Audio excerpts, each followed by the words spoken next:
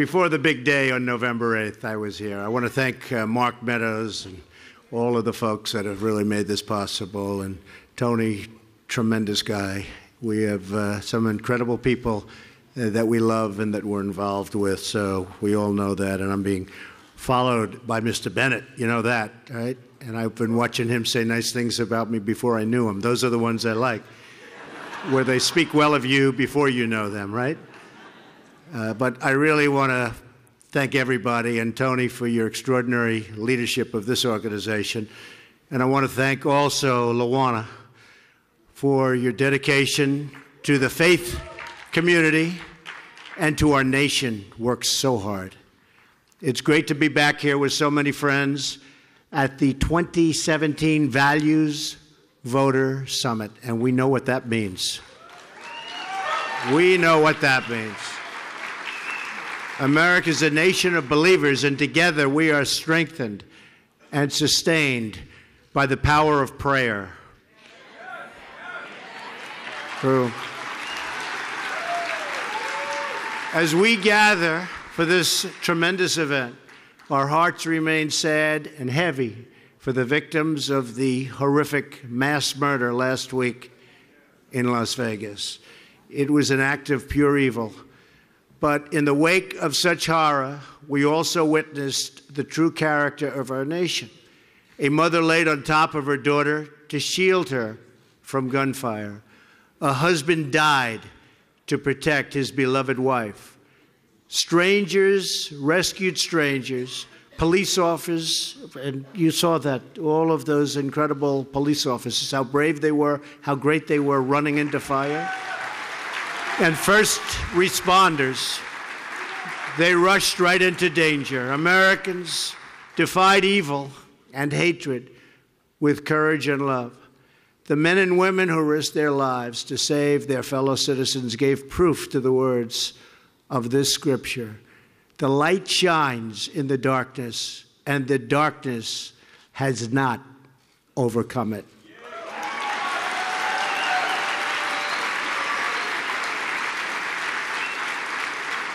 All of America is praying for the wounded and the grieving, and we will be with them today, and we will be with them forever.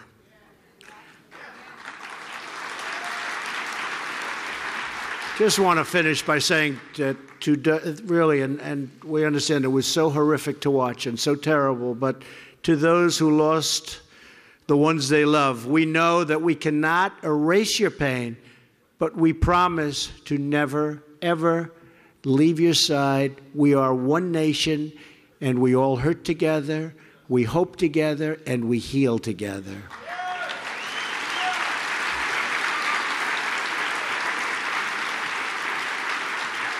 We also stand with the millions of people who have suffered from the massive fires which are right now raging in California and the catastrophic hurricanes along the Gulf Coast in Puerto Rico, the Virgin Islands.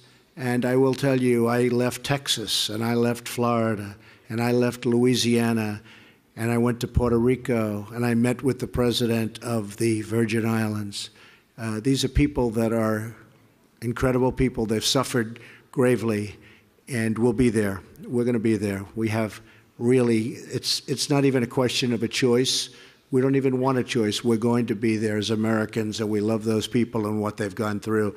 And they're all healing, and their states and territories are healing, and they're healing rapidly. In the wake of the terrible tragedies of the past several weeks, the American people have responded with goodness and generosity and bravery. You've seen it. The heroism of everyday citizens reminds us that the true strength of our nation is found in the hearts and souls of our people.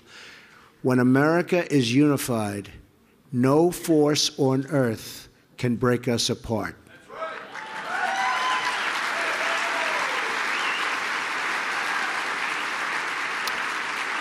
right. We love our families. We love our neighbors. We love our country. Everyone here today is brought together by the same shared and timeless values. We cherish the sacred dignity of every human life.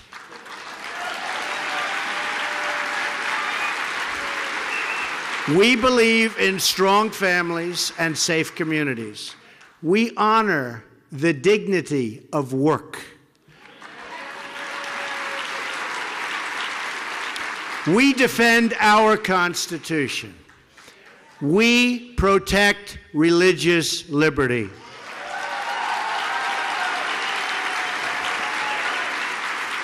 We treasure our freedom. We are proud of our history.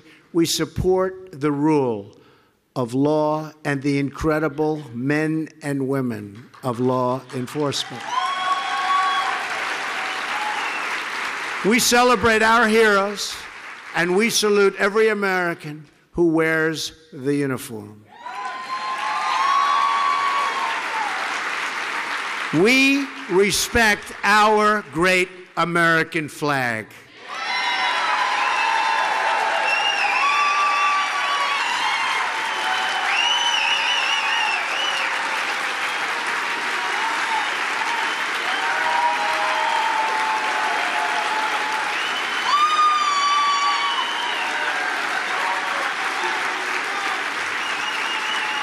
Thank you.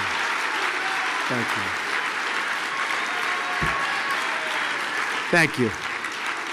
And we stand united behind the customs, beliefs, and traditions that define who we are as a nation and as a people.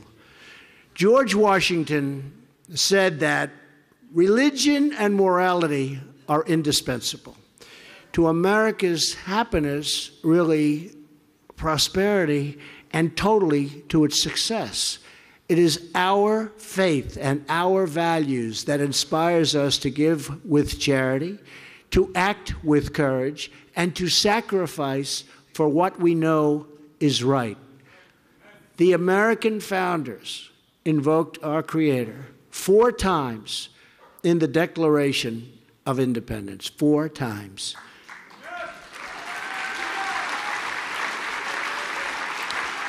How times have changed, but you know what? Now they're changing back again. Just remember that.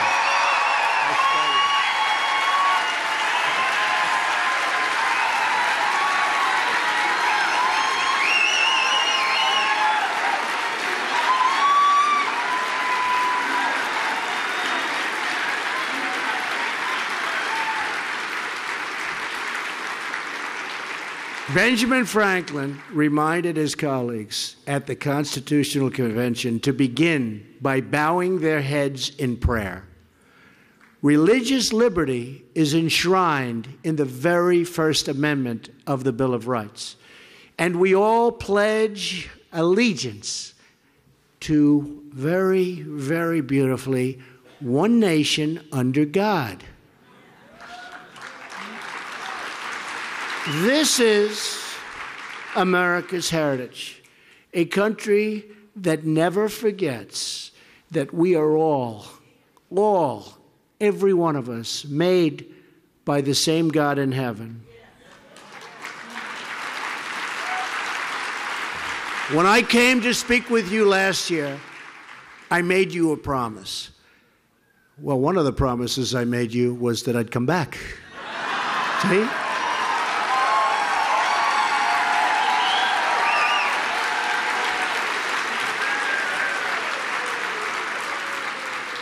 And I don't even need your vote this year, right? That's even nicer. But I pledge that in a Trump administration, our nation's religious heritage would be cherished, protected, and defended like you have never seen before. That's what's happening. That's what's happening. You see it every day. You're reading it. So this morning, I am honored and thrilled to return as the first sitting president to address this incredible gathering of friends, so many friends. So many friends.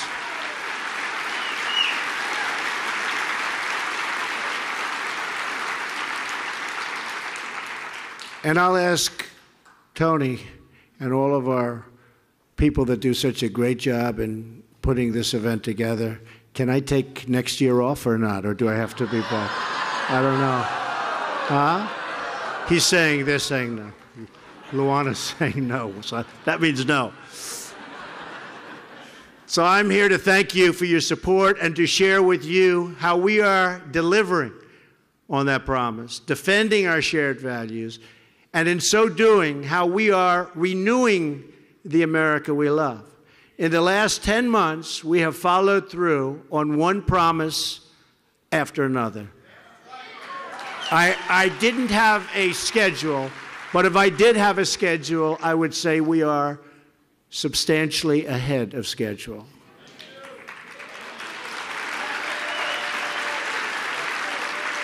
Some of those promises are to support and defend the Constitution. I appointed and confirmed a Supreme Court justice in the mold of the late, great Justice Antonin Scalia, the newest member of the Supreme Court, Justice Neil Gorsuch.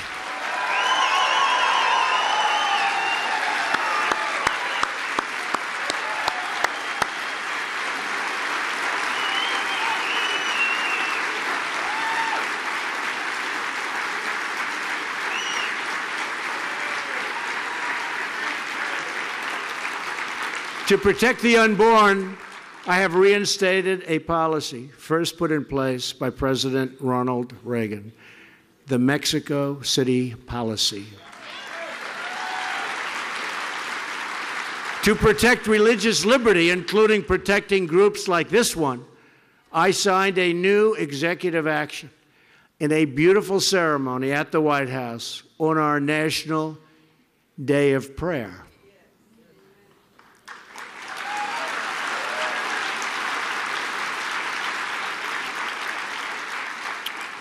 Which day we made official. Among many historic steps, the executive order followed through on one of my most important campaign promises to so many of you, to prevent the horrendous Johnson Amendment from interfering with your First Amendment rights.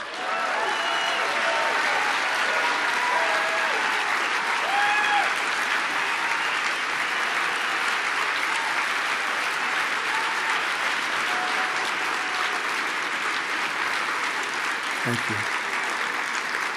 We will not allow government workers to censor sermons or target our pastors, our ministers, our rabbis. These are the people we want to hear from, and they're not going to be silenced any longer.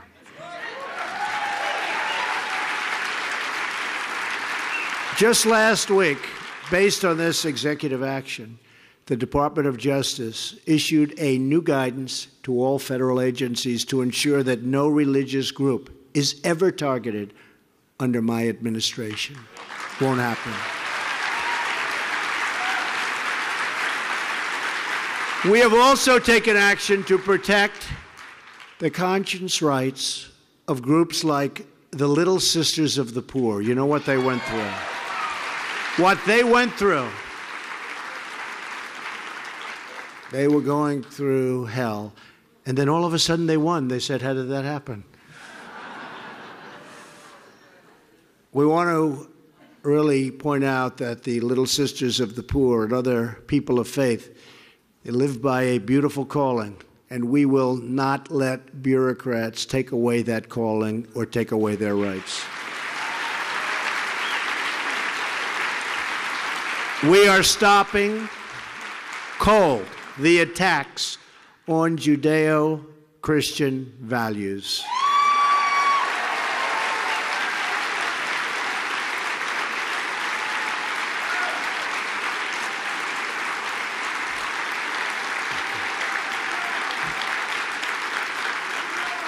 Thank you. Thank you very much. And something I said so much during the last 2 years, but I'll say it again as we approach the end of the year. You know, we're getting near that beautiful Christmas season that people don't talk about anymore.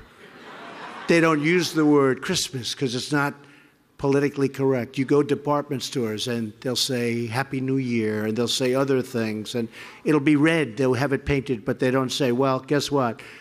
We're saying Merry Christmas again.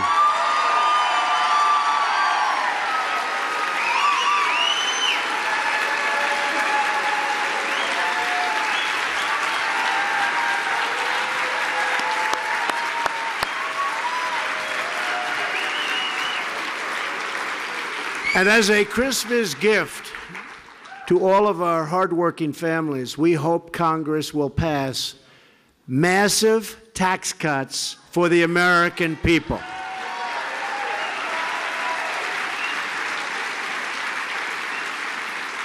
That includes increasing the child tax credit and expanding it to eliminate the marriage penalty. Because we know that the American family is the true bedrock of American life. So true.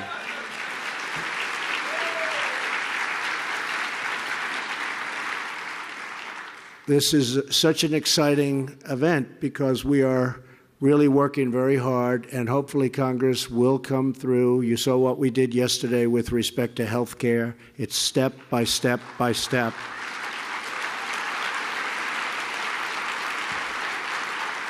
And that was a very big step yesterday. Another big step was taken the day before yesterday, and one by one it's going to come down, and we're going to have great health care in our country. We are going to have great health care in our country. We're taking a little different route than we had hoped because getting Congress, they forgot what their pledges were. So we're going a little different route. But you know what? In the end, it's going to be just as effective, and maybe it'll even be better.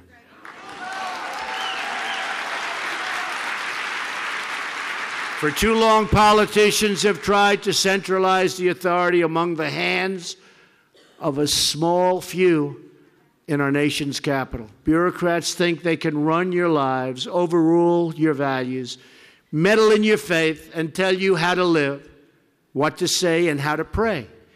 But we know that parents, not bureaucrats, know best how to raise their children and create a thriving society.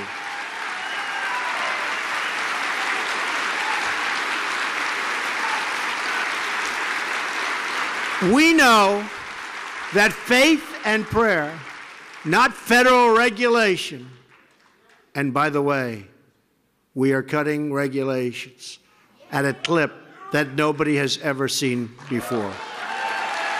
Nobody.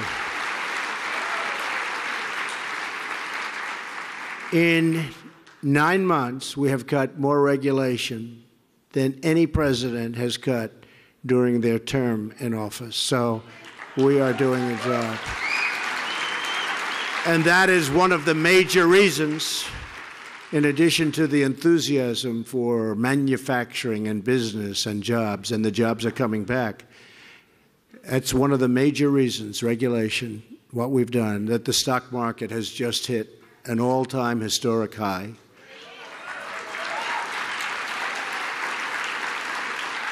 That just on the public markets, we've made, since Election Day, $5.2 trillion in value. Think of that, $5.2 trillion. And as you've seen, the level of enthusiasm is the highest it's ever been, and we have a 17-year low in unemployment. So we're doing really some work. We know that it's the family and the church, not government officials, that know best how to create strong and loving communities. And above all else, we know this. In America, we don't worship government, we worship God.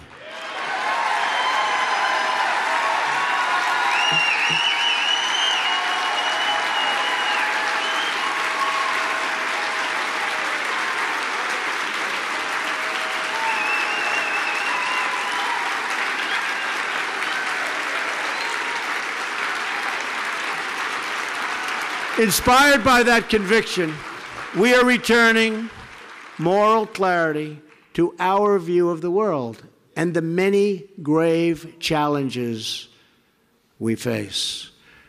This afternoon, in a little while, I'll be giving a speech on Iran, a terrorist nation like few others, and I think you're going to find it very interesting.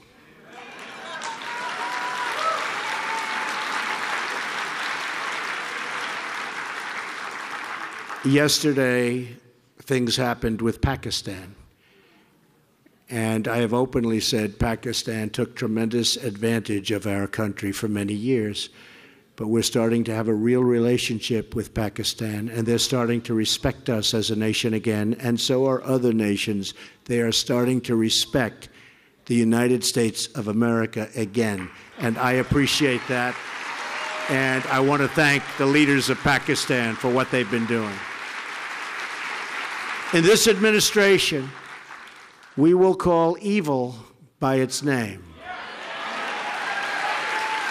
We stand with our friends and allies. We forge new partnerships in pursuit of peace. And we take decisive action against those who would threaten our people with harm. And we will be decisive. Because we know that the first duty of government is to serve its citizens. We are defending our borders, protecting our workers, and enforcing our laws. You see it every single day like you haven't seen it in many, many years, if you've seen it at all. In protecting America's interests abroad, we will always support our cherished friend and partner, the State of Israel.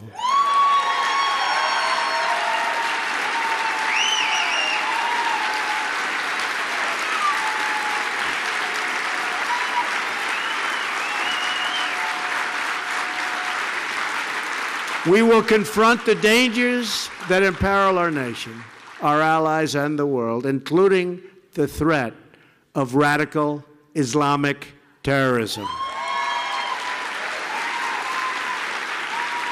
We have made great strides against ISIS, tremendous strides. I don't know if you've seen what's going on, but tremendous strides against ISIS.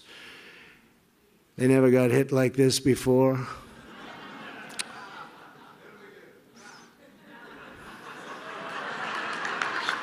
Stand up. Stand up. Let me. He's a rough guy. I can see it. But they've been just ruthless, and they've ruthlessly slaughtered innocent Christians, along with the vicious killing of innocent Muslims and other religious minorities. And we've made their lives very, very difficult, believe me.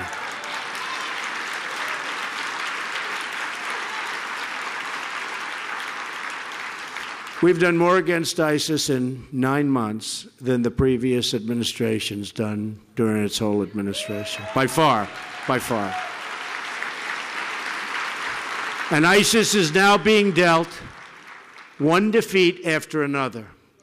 We're confronting rogue regimes from Iran to North Korea. And we are challenging the communist dictatorship of Cuba and the socialist oppression of Venezuela. And we will not lift the sanctions on these repressive regimes until they restore political and religious freedom for their people. All of these bad actors share a common enemy, the one force they cannot stop, the force deep within our souls, and that is the power of hope. That is why, in addition to our great military might, our enemies truly fear the United States, because our people never lose faith, never give in, and always hope for a better tomorrow. Last week, Melania and I were reminded of this in a powerful way when we traveled to Las Vegas. We visited a hospital where some of the survivors were recovering from absolutely horrific wounds. We met a young man named Brady Cook. He's 22 and a brand new police officer.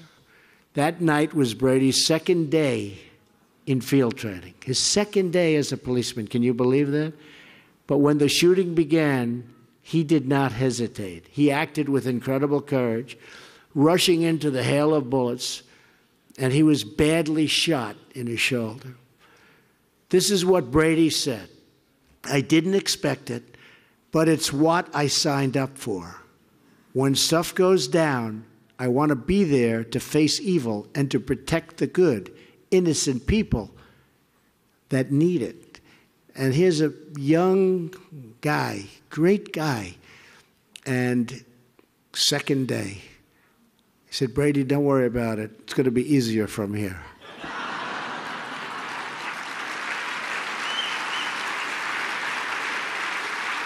Brady's a hero, and he can't wait to get back on the job. Several weeks before, when Hurricane Harvey hit Houston, a local furniture store owner, who's known in Texas as Mattress Mac, decided he had to help. When the rain began to flood the streets of the city, he sent out his furniture trucks to rescue the stranded. He brought them back to his stores and gave them food and a clean, dry place to stay, even if it meant ruining countless dollars worth of furniture. As Mattress Mac put it, my faith defines me. It's who I am. We can afford the cost. We can't afford what we can't. And he said this very strongly. What we can't afford is to cause people to lose hope. In Brady and Mac, we see the strength of the American spirit. This spirit of courage and compassion is all around us every day. It is the heartbeat of our great nation. And despite certain coverage, that beat is stronger than it's ever been before. You see right through it. That beat is stronger than it's ever been.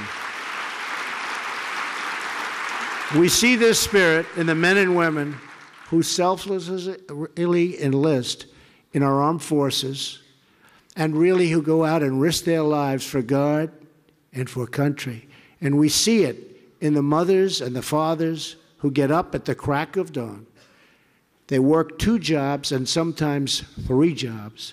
They sacrifice every day for the furniture and future of their children. They have to go out. They go out, they work. The future of their children is everything to them. They put it before everything. And they make sure that the future of their children has God involved in it. So important to them.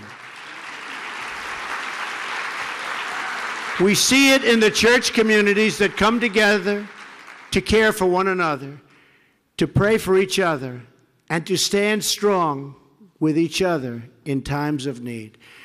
The people who grace our lives and fill our homes and build our communities are the true strength of our nation and the greatest hope for a better tomorrow. As long as we have pride in our country, confidence in our future, and faith in our God, then America will prevail. We will defeat every evil, overcome every threat, and meet every single challenge. We will defend our faith and protect our traditions. We will find the best in each other and in ourselves.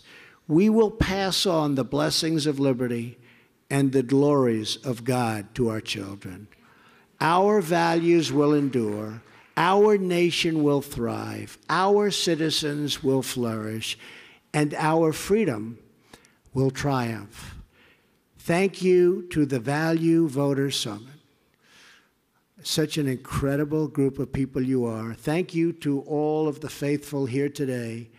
And thank you to the people of faith all across our nation and all over the world. May God bless you. May God bless the United States of America. Thank you very much, everybody.